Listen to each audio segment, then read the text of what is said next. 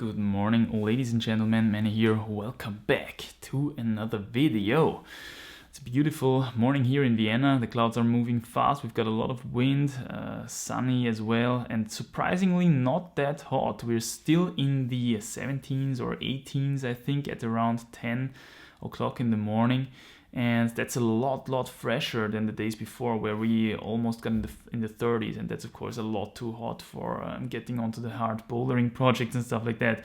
But I think today I'm gonna give it a try, because I actually have the move still in my muscle memory of the 8B boulder project, because I actually knew that this kind of cold period would come. So yeah, I think when I get this video done, I'm gonna make a little bit of a short, decisive attack on the 8B boulder project. Man, I can't wait.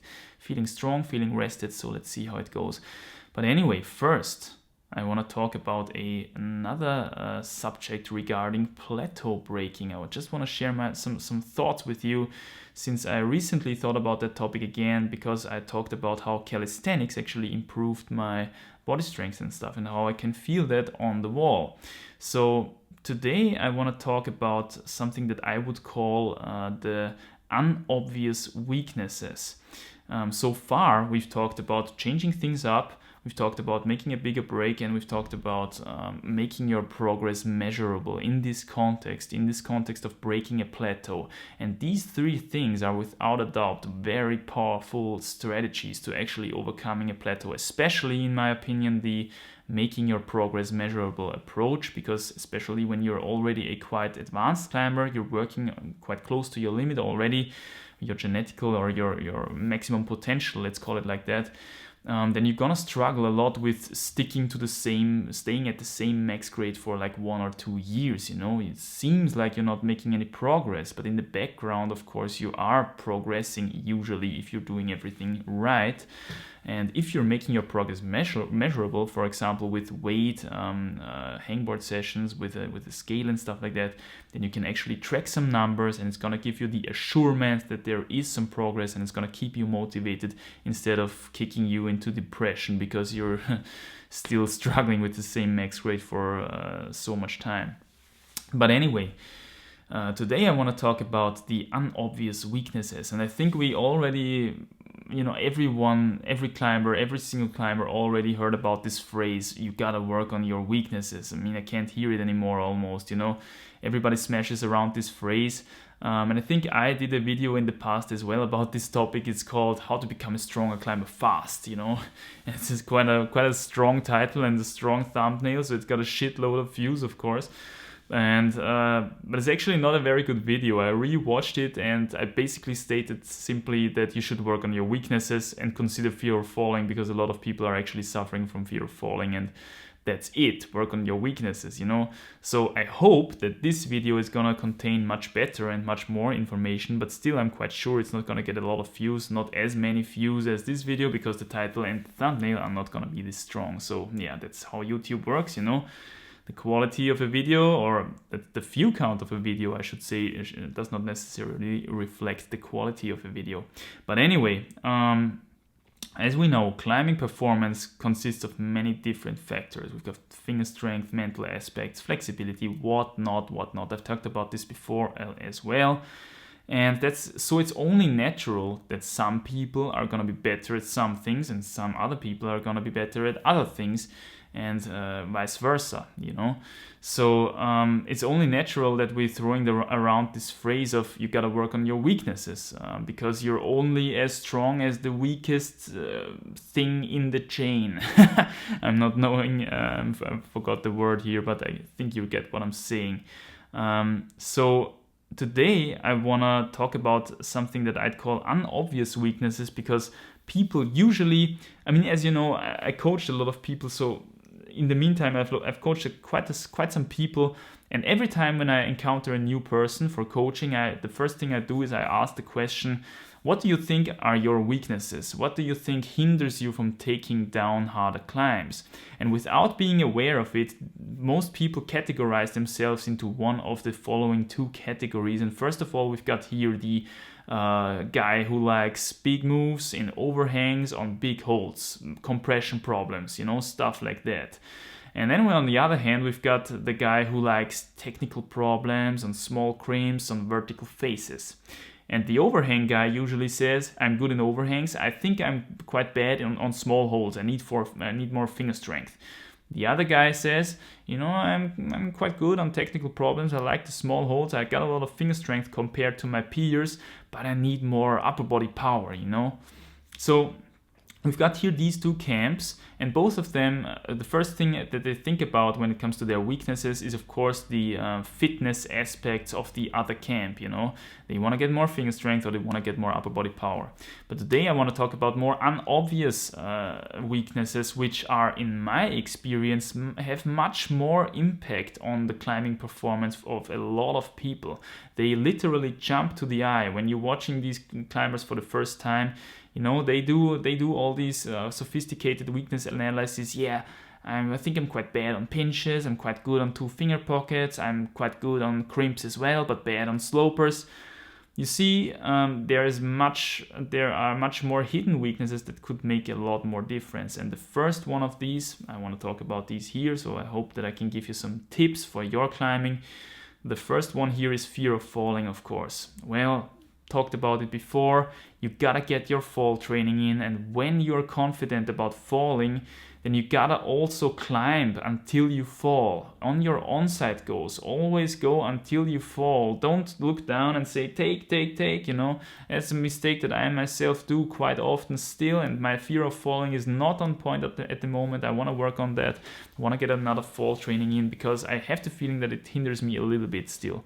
But yeah, fear of falling, man. It's gonna affect people so dramatically, and it's gonna make them slower. It's gonna make them more careful. They're gonna try to avoid the dynamic moves. They're gonna climb slower, burn a lot more energy. They're gonna clip quick draws too early, which is actually more dangerous than clipping the quick draw from the hips, because you gotta pull out a lot more rope. And if you're losing a feet, for example, while clipping that quick draw, and you're falling down, you got a lot more rope to fall down than if you would just climb to the quick draw and have it at your hips and clip it there, because then you only fall the distance between these two last quick draws, if that makes sense.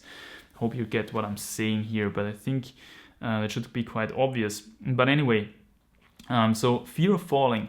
Really try to reflect. Am I climbing 100% free of fear of falling? I mean, nobody is 100% free of fear of falling at any point in his climbing, I think. But you should try to get close to that, you know. If you're shaking, if you're getting kind of nervous, then that should give you a hint that there is still potential in this regard. Potential. So yeah, number 1, fear of falling. Number 2, speed. Climbing speed, man. Most people are climbing much too slow, or much slower than they could, okay? And speed is really something, if you're getting your speed on point, it's gonna add up. Every single move that you're gonna do faster, every single foothold that you're gonna find faster and place your foot precisely on that thing faster, is gonna add up, and it's gonna allow you to do 5, 6, 7, 8 more moves than you would have been able to if you still kept your slower climbing style, okay? Of course, this is very closely related to fear of falling as well. If you are free of fear of falling, then it's gonna be a lot easier for you to climb dynamically and, you know, to just go for it. You know, if you see that white spot up there in your on-site attempt, just go for it and don't hesitate. Don't think about how you're gonna fall and stuff like that. So speed, such a huge impact on climbing performance, and has much more impact on a lot of people than, for example, a weakness on crimps or stuff like that, in my experience. Number 3, body tension. I've talked about this recently in the connection with this calisthenics video. The reason why I bring this up again is, you know, I thought that I was quite solid when it comes to my body tension. In principle, and this is the chapter where this has the most relevance, I think, when it comes to reachy problems. I mean, I'm quite a short climber. I'm 173 centimeters. And for me, a big move, when I encounter a big move, I have basically 2 options. I can go for it via a dyno and lose my feet deliberately and don't even care, you know, about am I going to be able to keep my feet at the wall. I'm not gonna think about that. I'm basically just going for it. Or I could try to keep my feet on the wall because I know already that this hold up there is not going to be so good that I can let my feet go and still can hold the weight. You know what I'm saying? So sometimes you don't, you always have the choice between these two options. It's of course situation dependent which one is going to work better for you. But I find myself nowadays going much more often for the keeping your feet at the wall approach, simply because now I have the body strength to do so. I wasn't even able to do it for most moves or for a lot of moves before I did these calisthenic things, you know, because I lacked the body strength and I wasn't even aware of that.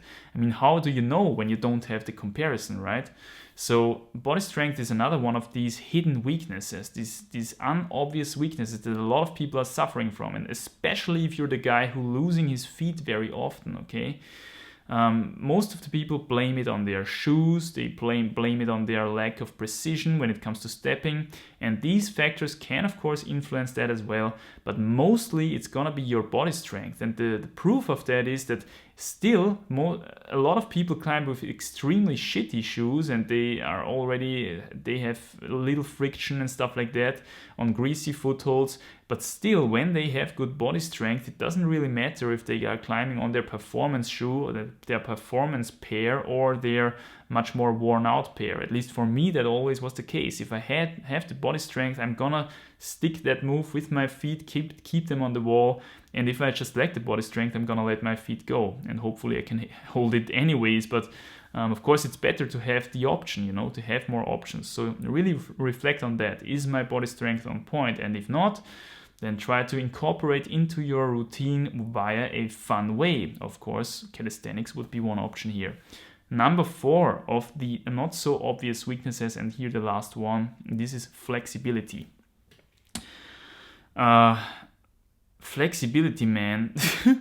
So many people could improve on their flexibility. So many guys especially, you know. Ladies are here naturally, I think, more talented when it comes to hip movements and stuff like that. They really are good on the splits, and it's gonna affect your speed. That's the funny thing about flexibility. It's actually connected to your climbing speed. Why?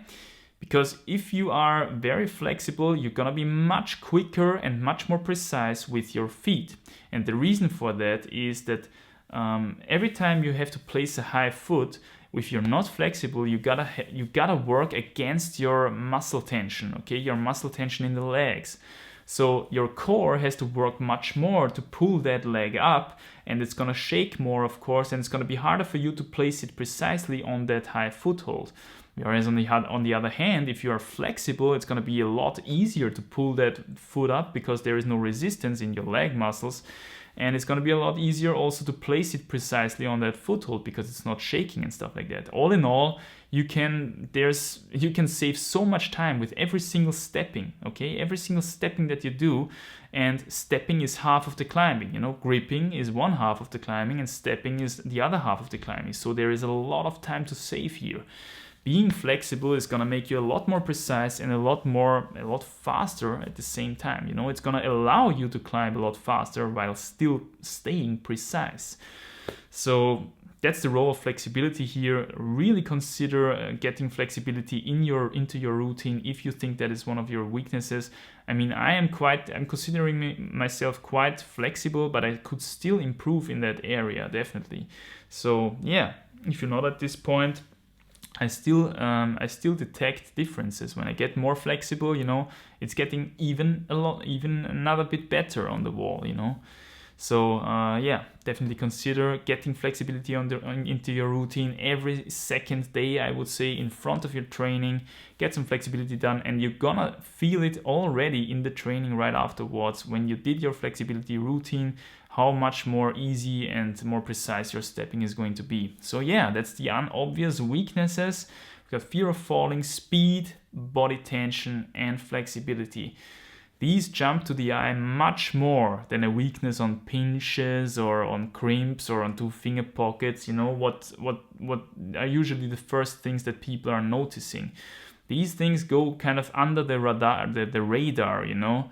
and they have a lot bigger influence on your climbing performance in my experience than all these other things. So yeah, I hope you've got something from this episode. I hope I could give you some tips on what you can work on. I think I'm gonna start attacking now. I'm gonna get breakfast in actually first, and then I'm gonna start attacking.